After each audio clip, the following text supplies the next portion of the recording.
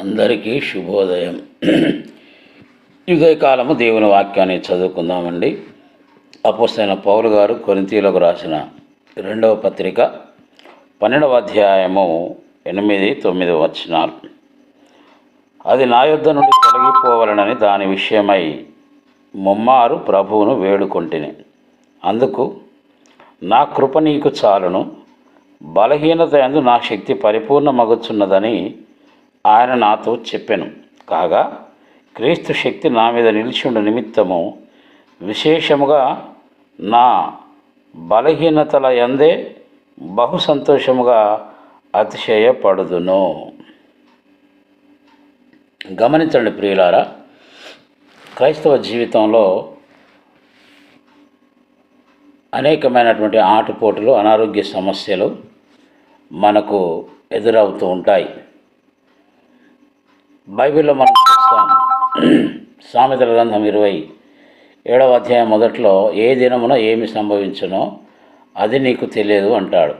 నిజమే, ఈ దినాల్లో ఎవరికి ఎప్పుడు బీపీ వస్తుందో, షుగర్ కన్ఫామ్ అవుతుందో, కళ్ళ సమస్యలు, రకరకాల సమస్యలను మనము ఎదుర్కొంటూ ఉంటాము. తప్పదు, ఎందుకనగా మనం మట్టి శరీరంలో ఉన్నాము కనుక ఈ మాయ రోగాలు మనకు వస్తూనే ఉంటాయి, పోతూనే ఉంటాయి.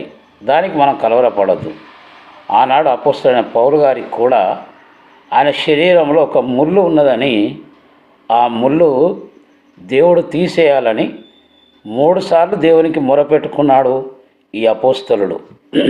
కానీ దేవుడు ఏమంటున్నాడు అంటే, నా కృప నీకు చాలును, బలహీనత యందు నా శక్తి పరిపూర్ణమగుచున్నదని దేవాది దేవుడు పౌలు గారితో చెప్పాడు. నిజమే, చాలాసార్లు మనం కూడా ఏదో ఒక శరీర బలహీనత మనల్ని పట్టి పీడిస్తూ ఉంటుంది.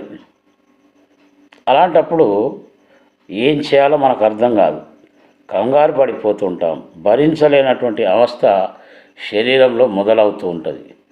అయితే మనం కూడా ఈ జవాబుతోటి తృప్తి చెందక తప్పదు.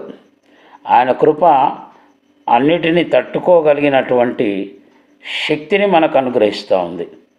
కాబట్టి మనం కృప కొరకే వేడుకుందాం. ఆ కృపామయుని శక్తి మనలో పరిపూర్ణము అవుతుందని నమ్ముదాం. అలా విశ్వసించడానికి తగిన కృప పరిశుద్ధాత్మ దేవుడే మనందరికీ ప్రసాదించునుగాక. దేవుని కృప మీకు తోడుగా ఉండనుగాక. దేవుడు మిమ్మలను దీవించునుగాక. అందరికీ వందనాలు.